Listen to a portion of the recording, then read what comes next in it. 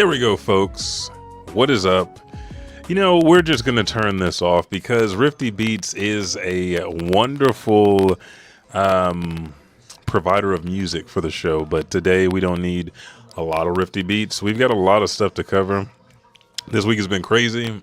TCB Scans are here. That's what I'm going to read to you. I'm going to be looking over here because I'm reading off of this monitor here. You're right there. Just lock in. Stay here with me. Also, we have the official read from Sunday, and then I've got some other stuff for you. So let's just kind of go through this thing like we normally do. Remember, TCB Scans, this is your place for anime and manga here at Edge 2 Otaku on YouTube, aka Edge 2 Gaming on Twitch, everywhere else. I bring you One Piece every single week. So these are the TCB Scans, and then I will read the official read, and what we're seeing here is if the translation differs at all, which it typically does, but you do not see this on the screen. You only see the official Shonen Jump live read on the screen. I read this and I describe everything to you via you. Picture this shit. Imagine 2026. You sitting around your phone or TV, wherever you're, you may be linking your YouTube at or your Twitch or Facebook or Kick or whatever, and you guys are listening, but you're seeing me tell you a story, and then in your head you're imagining. This is how the radio used to be back in the day. Just remember that. This is radio shit. I'm reinventing some old shit newly. But we're going to start. This is chapter 1187. The one responsible, it says this title is. We'll continue with that. Read a request. Reiju putting some mean swans in their place while defending the ugly duckling by Nibobo D 420 Land. And it's just like she did when Sanji was younger, protecting Sanji from her brothers, trying to protect her from her dad. But we start this amazing chapter, Loki's mouth agape, ajar. It says, Luffy strikes now. Emu got blood on his lip, turned the head to the side, getting fucked up. And Luffy still in base form. This is after Goku has achieved Super Saiyan 1, 2, 3, and he's just fighting in base form. That's what Luffy's doing now. Luffy has the horns on, the Elbaph horns on. He's hit Emu, and Emu is fucking flying. And Luffy's arm is out there too. Luffy's arm is stretched out, ling, ling, ling, ling, just swinging in the breeze. Haki is coming off this punch. Loki is like, what the fuck, as Emu flies off in the distance. Then Emu, without even missing a beat, does not take a breath, just is taking that, just like he's floating down the river, boom, makes some hand signs, some of them Buddhist hand signs, and swoosh, swoosh, two flames appear. Both of these flames become alive. They have eyes, just like Big Mom's soul technique. And then as Emu is flying back, boom, boom, boom, boom, breaking through trees, they're turning into flames and shit. We see that these flames have headed towards Luffy and Loki. Kylo, shut the fuck up. I'm trying to read the TCB Scans for chapter 1187 of One Piece. The motherfuckers out here listening want to hear this, okay? Thank you. He's defending the house. He's doing his job, okay? But the flames have made their way to Luffy and Loki as Emu has flown back. And Loki is sitting here patting his chest where he was stabbed by Emu and says, well, that one landed clean. As he's talking to Luffy, he says, looks like my earlier hit softened him up for you. And Luffy is like, you're pretty banged up, so get some rest. Luffy's like, I'm taking over, your ass is beat up. And I thought the flames, I do believe, okay, the flames has not attached to them yet. Loki is just sitting there with Ragnar on his shoulder, and Luffy is coming to a screeching halt in the air, mind you. Which is crazy because he hasn't been able to do this before outside of Gear 5. And then we see the flame. The one flame goes on Luffy's cloak, the other one on Loki's cloak. And he says, Loki goes, rest, you say? Who the hell do you think you're talking to? Again, Loki's a perfect candidate for a Straw Hat Pirate. But we see whoosh, the flame on Luffy's cloak. And he's like, huh? As he looks over at it. And then Loki's, that jerk. And he goes, huh? As a flame is right here on his shoulder. Like, what the fuck? And then we see Emu with the wings out, circle around the back, just sitting there. And we see, huh? Forget hot. This thing's actually hurt.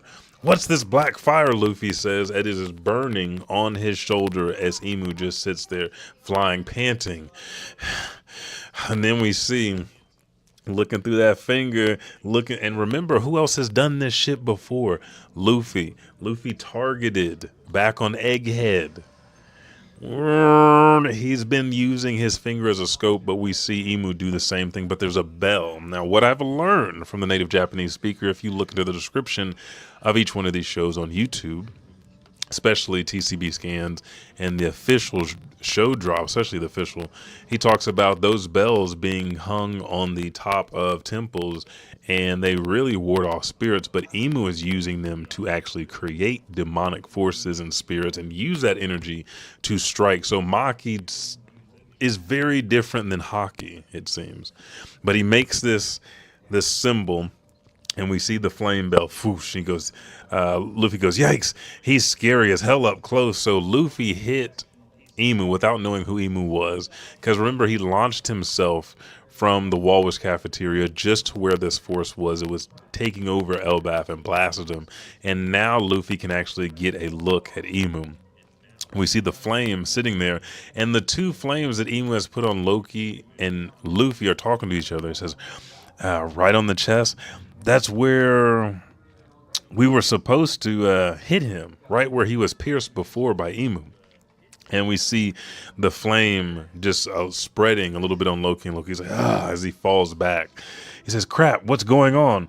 The flames are spreading. And then out of nowhere, well, not out of nowhere, it zooms back in on Emu, and we hear a snap sound as he goes, stigma, meaning vengeful demon blade. It appears because Loki is far off in the distance, and we see Luffy looking surprised, and all of a sudden, a black matter comes out from Emu's finger, and it pierces Loki straight through the chest, and it's far longer. It still has a hilt like a sword, but far longer than what we've seen before.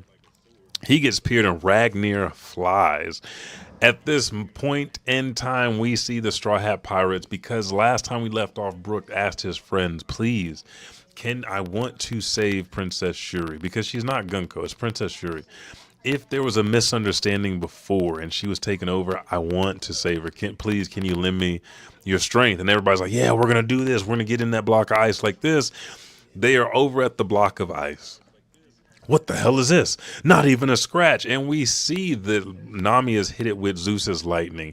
Jinbei done probably used karate fist. Usopp didn't know what the fuck he's going to do, so he's probably been thinking this whole time. Frankie been hitting it with nipple blast. And Brook has been sitting here, savant, hitting it with the sword, and nothing is happening. But this holds true, because if we go back to hearing Chief Gerald talk about the god of war, and the evil Nika fighting, and then we find out that Emu has known and labels Loki as the new god of war because of Ragnar. We can surmise that Emu was the bad Loki fighting the god of war. The reason Emu never beat the god of war or took over Elbaph was because Ragnar's ice cannot be broken even by Emu's Maki. So this is one thing that cannot be altered by Emu, and presumably not by Luffy, because it wasn't altered by any of the Straw Hats. Not saying they're as strong as Luffy, Zoro, Sanji, but the only thing that we know of from Loki is Ragnar itself will be able to break this ice. So we see the Straw Hats, they're still trying to break in. And Jinbei says, nothing's working. Usopp, isn't that supposed to be ice? Frankie says, could it be a diamond? As he's breathing heavy. And Nami's like, whoa. And then we hear, but if it's anything other than ice, the woman inside would run out of air. And we see Brook placing his hand on the ice. He's and then So I guess who said this was Usopp. He says, but if it's anything other than ice, the woman inside would run out of air. And Nami says, dummy, because they're not trying to worry Brooke. They're trying to help Brooke. And Brooke says, but look, I'd have to... Ooh, shit. That's kind of sad because Brooke ain't got no skin. He says, but look, I'd have to touch it to see if it's cold. Though it's not, I'm not really sure. And then fucking Nami says, jealousy, as she leans back. So I guess she's jealous that he can't feel the temperature. Frankie goes, well, sure, if you touched it, you might know, though I don't know. And then Nami says, enough already, you freaks. It's ice cold. And then behind her, it says, behind you, watch out. And what we see is Loki incoming. Bam! He crashes right into the block of ice that Gunko's trapped into. As it's okay. Fireworks going off. As he crashes, they're like, it's Loki. And Nami says, huh? And then we see Ragnar flying in the air, tumbling down. All right, it's fine. I'll get out. I'll go out there and whoop their ass if they still out there. Hang on, I gotta go check on this for the dogs because we gotta get this shit straight. Who the fuck is it? Let me see this bitch out here. Move. Let me look. Daddy got it. Let me see who this bitch is. Get your ass at. Oh, they scared. They ran away. See, nobody's out here. All right, come on, move. Daddy got him. Yeah, fuck him. Fuck him, just like Imu said to Loki as he knocks Loki back to where the Straw Hats were. And brother, if you were with me last week, I said, this is what I said. I said that go watch 1187, brief spoilers, because we didn't have full spoilers. I called the way this chapter's going. Started out with Luffy, and now Loki has been knocked out of the equation to the Straw Hats, and I just guessed that Ragnar was going to fall and hit the ice, and this is what we get. Nami looks up, heads up, the hammer's falling too. And then bonk, and then we hear kee from Ragnar, because Ragnar is a squirrel, and they're like, whoa, as it hits the ice. This also feeds into Usopp's lie about his 10,000 pound hammer or ton hammer, which he could possibly use Ragnar while Loki's down. Loki's been stabbed through the chest again, and he's bleeding everywhere. He's already had his ass whooped while he was tied to Ragnar and Sea Prism Stone on the Yggdrasil tree. But Loki lays there, and he hit where the ice is and slid down the branch and is now sitting amongst the lower trees and bushes. So, did he get taken out? Someone says. Something went straight through his chest, and we look, and it's just blood all on his chest. Then we see Ragnar has turned back into a squirrel and goes squeak and is jumping towards Loki. Then we see the ice just literally melting as if there's fire, heat all around it. Everyone look, Brooke says. Ah! And Brooke says, the ice has suddenly begun to melt. And then we see Princess Shuri. He says, Princess Shuri. Long hair, still encased in this ice. Just completely frozen. And this goes back also to the giants. If all those giants that were on Punk Hazard weren't really enclosed in ice, but Ragnar ice from the god of war, so Imu couldn't get them.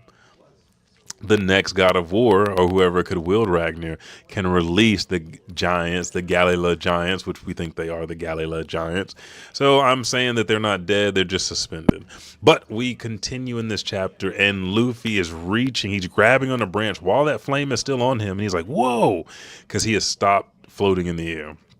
Then he turns and looks because he can feel Imu's intent with Maki, and Imu again makes his sign. A bell comes, there's a sounds with it. Luffy grabs his cloak right through the fire and throws it off into the air. Right after he does, Imu fires a fire blast from his fingers straight through Luffy's coat. I say coat, his cloak.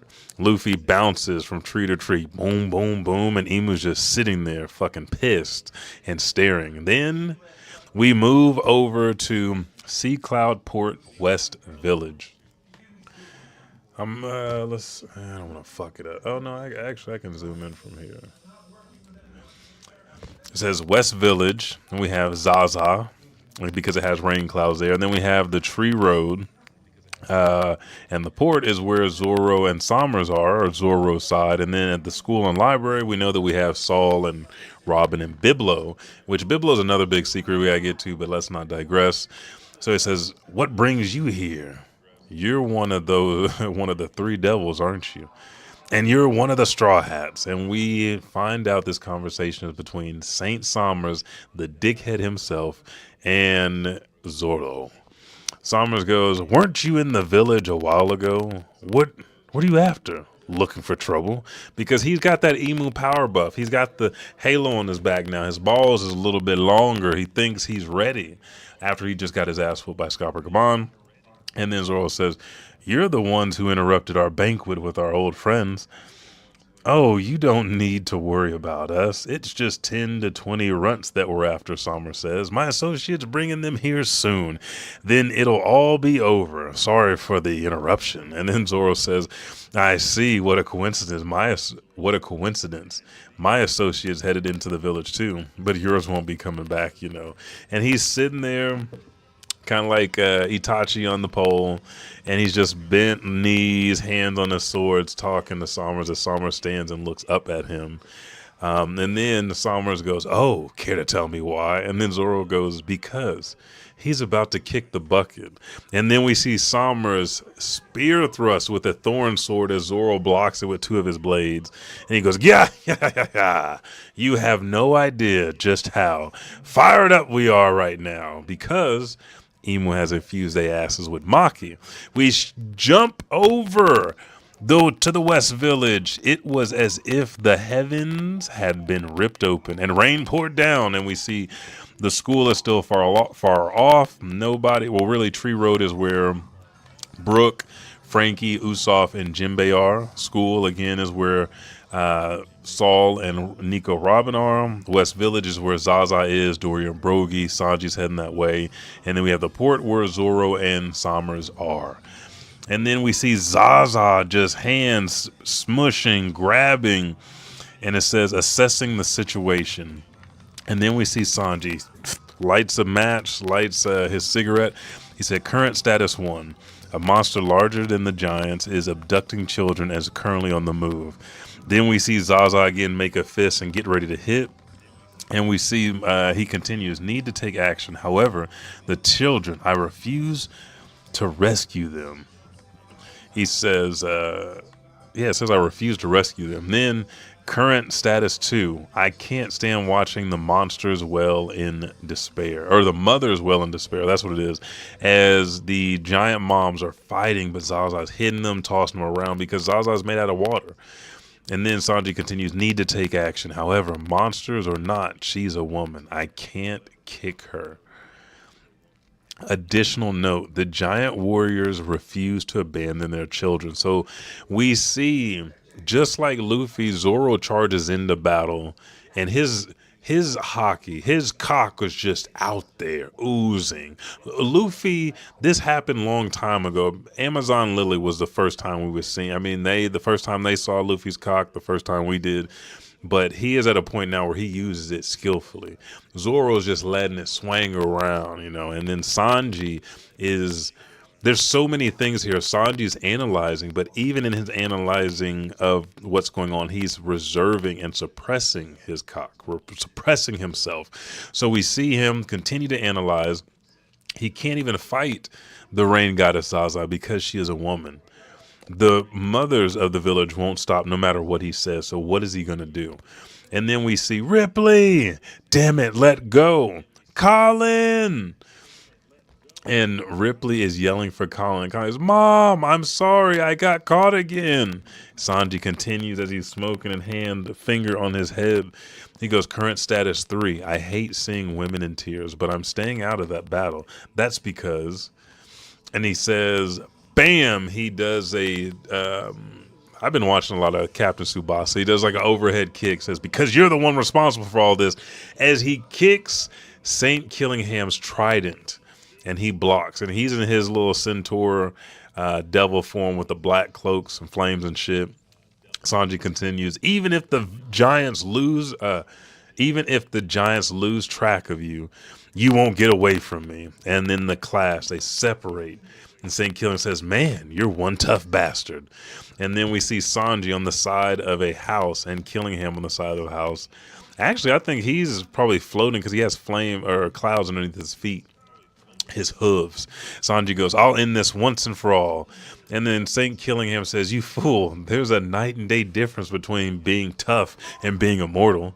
That's exactly why you can't never beat me. Though it's true, if I cease to exist, so will my ability. Go ahead and try. Think you can erase the rain god? And we see St. Killingham with Zaza in the background, still causing havoc with all of the giant parents. Move out, rain god. Bring the brats along. And then we hear, yikes, scary, from one of the kids that's stuck in Zaza's hand. And then Sanji goes, I figured out your weakness. And he goes, ha ha ha ha, you've got jokes, Killingham says. And Sanji says, then tell me. As they both try to clash in the middle, but St. Killingham gets the better of Sanji and thrust him down with a strike. St. Killingham says, do you possess Conqueror's Haki? Try killing me with that. And as we see this, Sanji gets knocked back into the building and rubble collapses as he remembers his... Finally, we get this discussion between him and Scopper Gaban down in the underworld. He remembers, he says, do you really think you can carry the weight of aiding an emperor like that? And then we see Zoro standing there and he goes, my bad, because Scopper Gaban told him you have to get control of your Haki. You can't just let it ooze out of you. And so Zoro apologizes. Then he looks over and Sanji's like, hey, old timer, what about me? And then Scopper Gaban says, Sanji says, you're saying I don't have Conqueror's Haki? Gaban looks at him for a minute and says, you do possess the potential. You mean it? And then, however, for some reason, you bear a dangerous inclination towards self-defeat. You always have what it takes to be a king if you're sincere about helping Luffy. And then Sanji goes, a king, as he lays down and stares up at St. Killingham. And then we have... in becoming the king of pirates, and we see Luffy in Gear 5 mode, sandals off, facing Emu, and Emu says, at long last thou hast appeared, Joy Boy. And we get the panel saying, and there's Saint Emu Nerona versus Monkey D. Luffy. And then Luffy says, quit calling me by different names. I'm Luffy, the man who will become king of the pirates. And then the narrator says, who shall reign as king. The end of chapter 1187. These are your TCB scans. I'm not even going to hold you on this one because the scans are done. But we got the official chapter. The only thing I can say is I'm gonna go back to the thumbnail here because I'm really proud of this thumbnail. I just want you guys to see this. This is the panel I was talking about. Zoro sitting up there talking to Killingham. I cannot wait to see more battles in Elbaph as it is right now. But I'm not going to hold y'all. These were the TCB scans. You can leave whatever you want, what your thoughts were for the scans. And we're going to get to the official live read next and see what was changed in translation and go from there. After that, we will give our predictions because this chapter just had everything that we've been waiting for. Told you it was going to be Sommers and Zoro set up, Killingham and Sanji. We did get to see some action there, and also Luffy, Emu, and Loki, as well as the other Straw Hats. It's going to funnel down as we get to 1188 and 1189, but I'm Elijah 5000. If you like what I do here, anything, you can subscribe, you can throw some bits this way. I appreciate it all, but just go ahead, join the conversation, share, and let me know what you think each and every stream, especially if it's something that you really enjoy, anime, video games, whatever it is. If we have a similar interest, I'll talk to you about it. So thank you guys so much. I'll catch you in the next one. Peace. Remember, music earlier was from Rifty Beats. I'll have some other stuff playing next time. Peace.